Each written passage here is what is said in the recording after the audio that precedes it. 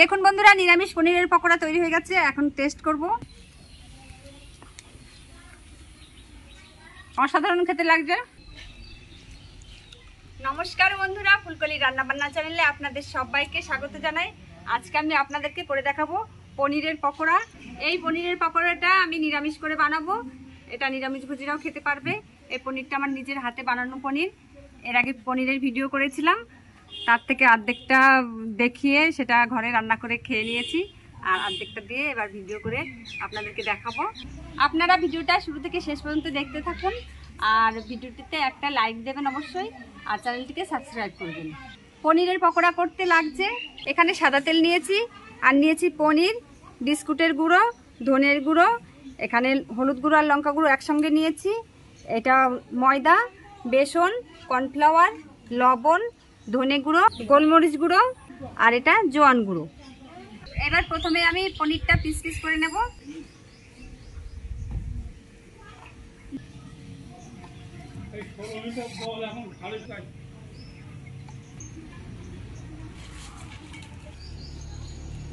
এবার পনিরগুলো piece piece করে নিচ্ছি।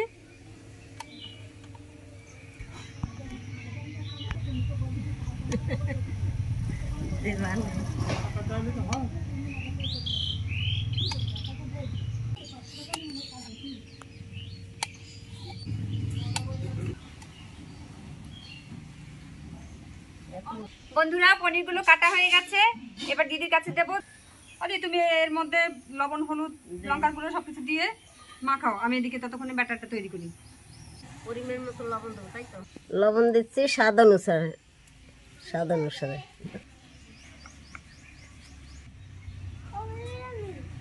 কিছুটা হলুদ গুঁড়ো, কিছুটা লঙ্কার গুঁড়ো আমি একসাথে নিয়ে দিয়ে দিচ্ছি।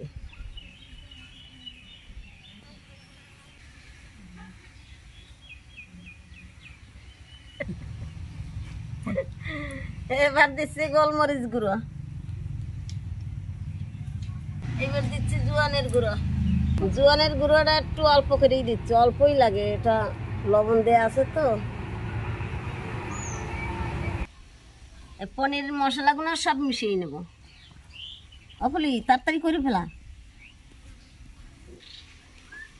দিদি এদিকে পনিরের সব মশলাগুলো মাখাতে মাখাতে এদিকে আমি ব্যাটারটা তৈরি করে নেব। প্রথমে একটা পাত্রে আমি কিছুটা পরিমাণ ময়দা নেব।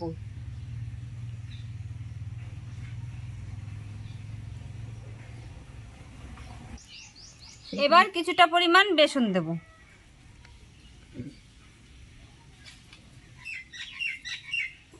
এবার দিচ্ছি কিছুটা পরিমাণ কর্নফ্লাওয়ার, পুরোটাই দিয়ে দেবো, এটা লেগে যাবে অনেকটা পনির। এবার সামান্য পরিমাণ লবণ দেব। এবার সবকিছু ভালো করে মিশিয়ে নিচ্ছি। এটাকে আবার জল দিয়ে মিশিয়ে নেব। অল্প অল্প করে জল দিয়ে মেশাতে হবে। আপনারা বেশি জল দেবেন না একবারে, তাহলে এটা ভালো হবে না। একবারে বেশি জল দিলে এটা বেশি পাতলা হয়ে যেতে পারে। আর একটু জল লাগবে, এটা বেশি ঘন হয়ে গেছে। অল্প অল্প করে জল দিয়ে এটাকে পাতলা করলাম। দেখুন এটার ঘনত্বটা কেমন হয়েছে। দেখুন ঘনত্বটা খুব বেশি পাতলাও না, আবার খুব বেশি গাঢ়ও না, এরকম হবে। পনিরের মশলাগুলো সব মাখিয়ে নিছি, সুন্দর করে মাখিয়ে নিছি। এইবার বিস্কুটের গুঁড়োর মধ্যে সব মশলাগুলো মিশিয়ে নেব। আপনারা চাইলে বিস্কুটের গুঁড়োর বদলে পাউরুটির গুঁড়ো ব্যবহার করতে পারেন। এবার নিয়েছি ধনের গুঁড়ো, দেবো একটু লঙ্কার গুঁড়ো আর হলুদ গুঁড়ো মিশ্রণ আছে, এটা দিয়ে দিচ্ছি। এবার দিচ্ছি গোলমরিচ গুঁড়ো, এবার দিচ্ছি জোয়ানের গুঁড়ো, এবার দিচ্ছি জিরের গুঁড়ো।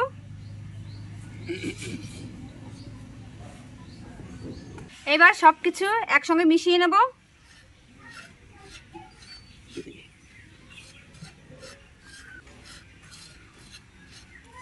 এবার সবকিছু তৈরি হয়ে গেছে। এবার কোট করব। কোট করার জন্য প্রথমে একটা পনির নেব, এবার ব্যাটারের মধ্যে ডুবাবো। ব্যাটারটা ঝরিয়ে নিয়েছি, এবার বিস্কুটের গুঁড়োর মধ্যে দেব। এবার ভালো করে এর গায়ে বিস্কুটের গুঁড়োটা মাখিয়ে নিচ্ছি। দেখুন পনিরটাকে কত সুন্দর বিস্কুটের গুঁড়ো দিয়ে কোট করে নিয়েছি। এবার রেখে দিচ্ছি। একইভাবে আমি সবগুলো কোট করে নেব।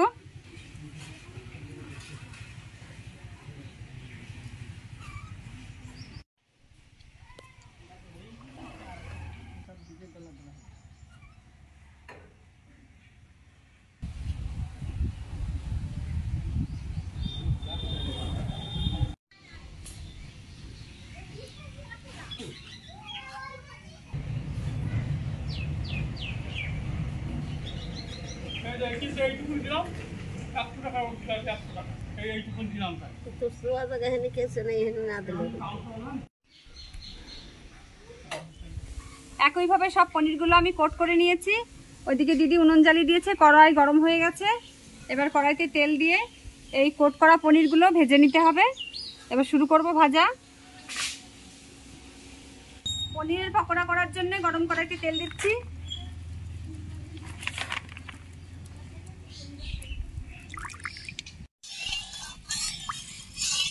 এবার তেল গরম হয়ে গেছে, গরম তেলে পনিরগুলো ছেড়ে দিচ্ছি। তেলটা খুব গরম করা যাবে না, মিডিয়াম আঁচে রাখতে হবে, তা না হলে পনিরের পকোড়া তৈরি হওয়ার আগেই পুড়ে যাবে, ভেতরে কাঁচা থাকবে। এইভাবে আস্তে আস্তে হবে। পনিরের পকোড়াগুলো ভাজা হয়ে গেছে, তুলে নেব।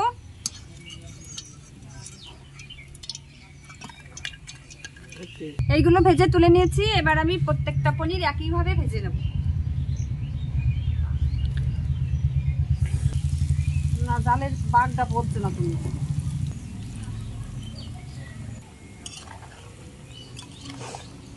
দেখুন বন্ধুরা, এটা অল্প আছে ভাজছি, কারণ বেশি আছে ভাজলে আবার পুড়ে যাওয়ার সম্ভাবনা থাকবে। দেখুন বন্ধুরা, একইভাবে আমি এইগুলো ভেজে নিচ্ছি। দ্বিতীয় ব্যাচ। এই গায়ে আগুন ধরিয়ে নিও না, প্রচার হয়ে যাবে। ভিডিও করতে এসে গায়ে আগুন ধরিয়ে দিই। চলো তো যা বন্ধুরা, একইভাবে আমি সবগুলো ভেজে নেব।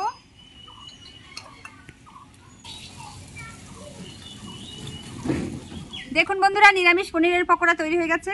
কত সুন্দর দেখতে লাগছে। এখন টেস্ট করব, টেস্ট করে বলবো কেমন হয়েছে। অলি, এই খেয়ে দেখো, টেস্ট করে বলো কেমন হয়েছে।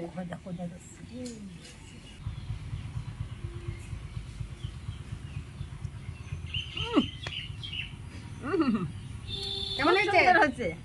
সুন্দর হয়েছে? বিশাল হয়েছে, খুব সুন্দর হয়েছে।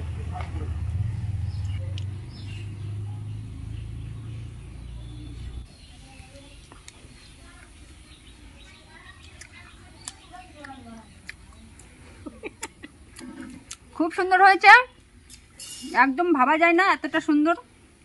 ভেতর দিকে তুলতুলে নরম, আর ওপর দিকে কড়মড়ে একদম খাস্তা। অসাধারণ খেতে লাগছে। আপনারা বাড়িতে অবশ্যই বানিয়ে খাবেন, না হলে স্বাদ বুঝতে পারবেন না, অনুভব করতে পারবেন না যে এটা কতটা ভালো লাগছে।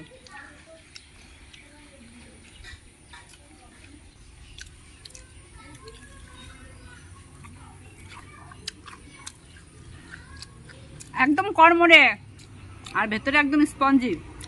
দেখুন কতটা স্পঞ্জি হয়েছে। বন্ধুরা, ভিডিওটিতে একটা লাইক দেবেন অবশ্যই। এত কষ্ট করে ভিডিও করি, একটা লাইক তো অবশ্যই আপনাদের কাছে আশা করতে পারি। কমেন্ট করে জানিয়ে দিন ভিডিওটা কেমন লাগলো।